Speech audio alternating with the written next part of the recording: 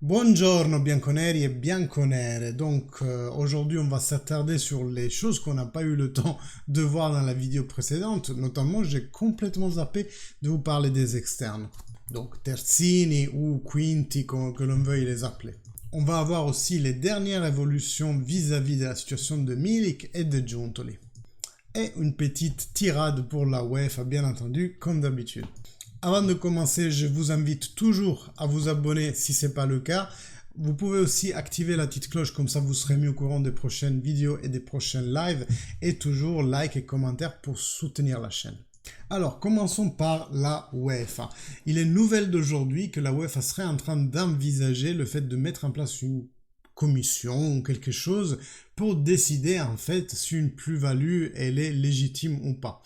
Alors, ça peut être un truc bien, si c'est bien fait, mais comme on connaît la chère UEFA, ça risque plutôt d'être quelque chose, encore un mécanisme de punition pour les clubs qui ne s'alignent pas à la vision de la UEFA. Donc moi je vois ça d'un très mauvais œil, c'est un peu dangereux en fait. Je suis presque prêt à parier que les prochaines plus-values de Manchester City et de PSG ne seront jamais regardées parce que voilà, c'est aligné avec le UEFA, alors que le Barça, le Real, peut-être le Real, même s'il est un peu intouchable, et la Juventus, bien entendu, seront regardés de près. Bref, nous regarderons l'évolution de cela. En ce qui concerne la Juventus et le mercato, alors, première chose, le Napoli a enfin officialisé son entraîneur, qui sera donc Rudi Garcia, ça vous l'avez lu dans les nouvelle récente. Ce que vous savez peut-être pas, c'est que ça se débloque pour Giuntoli, c'est-à-dire qu'ils vont se rencontrer avec De Laurentiis. Alors vous savez déjà, Giuntoli était en vacances jusqu'à hier ou hier l'autre, je ne sais plus. Et en gros, il avait appris la nouvelle de l'arrivée de Rudi Garcia, un peu comme nous, par les réseaux sociaux. Donc ça, c'est déjà en soi un signe que le directeur sportif ne travaille déjà plus pour le Napoli et qu'en gros la situation est juste en attente que Aurelio De Laurentiis se décide à la débloquer.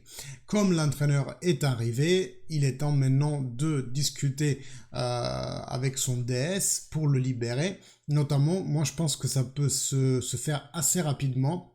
Mais j'ai comme l'impression qu'on devra quand même attendre le 1er juillet pour voir débarquer Giuntoli à Torino pour une simple raison, c'est la fermeture en fait de son annuité fiscale vu que son contrat est à échéance 30 juin 2024 du coup, eh bien, Aurelio De Laurentiis aime faire les comptes pairs en fait, donc le faire aller jusqu'à l'échéance de son annuité avant de le libérer. C'est mon impression, il l'avait fait avec Sarri quand il est parti au Chelsea, donc peut-être que c'est un peu son modus operandi à lui, à De Laurentiis.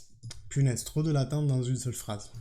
Oh, en ce qui concerne les externes, donc vous savez que avec le départ sûr et certain désormais de Cuadrado, le potentiel contrat d'Alexandre qui serait cassé par la Juventus moyennant une petite indemnité, eh bien on a nos courroies latérales à refaire, mais ça on le dit déjà depuis 2-3 ans.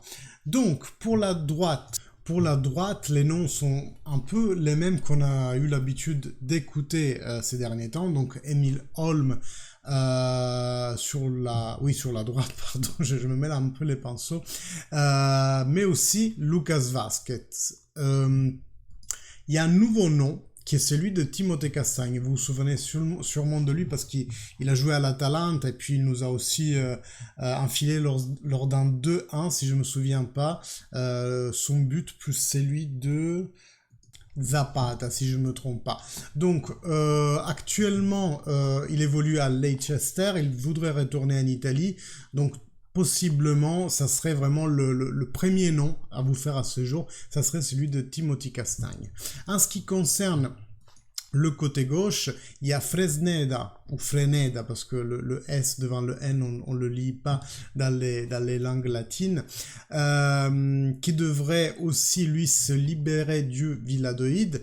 Il y aurait Cambiaso, qui, lui, peut faire les deux, mais il est plutôt côté gauche, qui devrait nous revenir et sera donc évalué dans la phase, vous savez, du pré-campionnat qui va commencer sous peu, c'est une vingtaine de jours. Les joueurs vont déjà se retrouver à la Continas, après ils vont partir en tour aux États-Unis et André Cambiaso sera avec ce groupe-là. Mais le nom plus fort qu'on a sur la gauche, c'est celle de Fabiano Parisi. Juventino, on a vu des posts de sa jeunesse où il faisait l'apologie de son équipe. Il pourrait se libérer avec un prix assez intéressant de l'Empoli.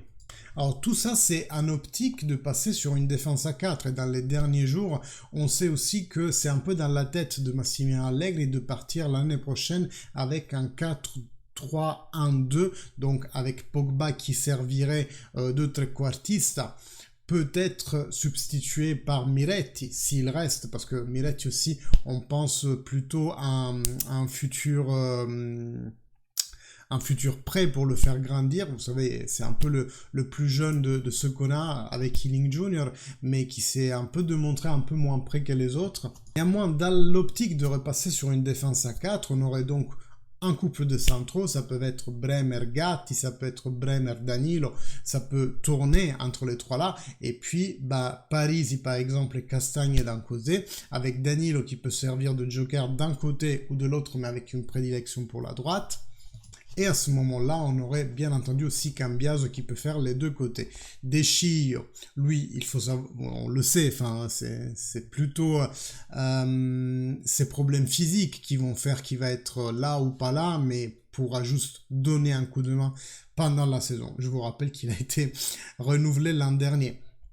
Donc voilà en ce qui concerne les terzini. Or maintenant, plusieurs d'entre eux sont utilisable si jamais on reste sur un 3-5-2, donc des externes hauts qu'on appelle plutôt des quinti, donc des pistons qui font tout le terrain, mais dans ce cas-là, on évalue aussi des profils comme celui de Singo du Torino. Bon, allons sur la nouvelle un peu plus émoustillante du jour, et là je voudrais aussi un peu votre avis, parce que il y a une théorie qui commence à se monter un peu. Je l'ai écouté chez Luca Toselli, je l'ai lu aussi sur plusieurs tweets. Je voudrais vous en parler. Vous me dites ce que vous en pensez dans les commentaires. Donc, la Juventus revient fort apparemment sur Sergej Milinkovic-Savic. Vous savez, il lui reste 1 an de contrat. Il a 29 ans, si je ne m'abuse, donc chercherait son plus grand contrat de la carrière et voudrait en cacher entre 6, mais plutôt vers les 8 millions. Souci, on ne sait pas toujours si Rabiot reste. On est un peu en ce moment en attente de sa réponse. La deadline hypothétique dans le futur qu'on se serait donné, ça serait le 30 juin pour savoir si oui ou non Adrien Rabiot reste. Mais pourquoi la Juventus irait investir sur un top milieu de terrain alors qu'on a déjà de notre côté le cher Pogba qu'il faut voir si dans une saison de reprise pourra quand même être une valeur importante pour cette Juventus. La théorie qui se monte, c'est parce que la Juventus se préparerait à vendre Federico Chiesa. Oui, je sais, ça choque.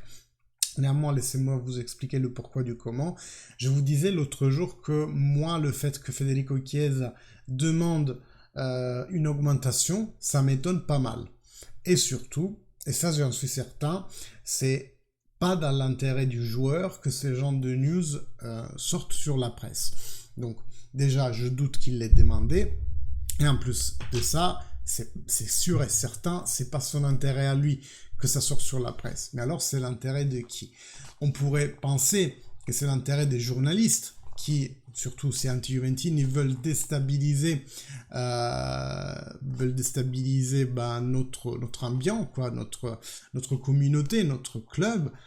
Mais c'est pas aussi que ce soit la Juve elle-même qui veuille mettre une news comme ça sur le terrain. Alors, soit ça peut être avec bienveillance pour justement qu'on démarre les discours pour une renégociation du contrat, certes à la hausse, mais peut-être pas à une telle hausse pour arriver à 8 millions comme il était apparemment convenu avec Chiesa et son entourage que ça aurait été au renouvellement. Ouah, ma phrase est hyper compliquée, mais j'espère que vous avez compris. Ou alors, de façon, je dis pas malveillante, mais certes un peu plus stratégique, astucieuse et un chouïa saloparde, qui serait de dire, on démarre à jeter de la merde sur Chiesa afin que les tifosi soient outrés et qu'ils demandent une augmentation de salaire. Comme ça, si demain on le vend, bien les tifosi seront un peu plus cléments avec la société. Pourquoi? Parce que déjà, on a eu une saison vraiment pourrie, que ça soit du côté sportif, avec le manque des résultats et le manque de jeu, mais aussi d'un côté judiciaire, on a eu vraiment la sensation que le club ne s'est pas du tout défendu, limite a plié au chantage à la fois de la Lega Serie A et de la UEFA, a plié une deuxième fois en renonçant publiquement à la Super League. Maintenant, ils ont confirmé un entraîneur et là, il y a vraiment une révolte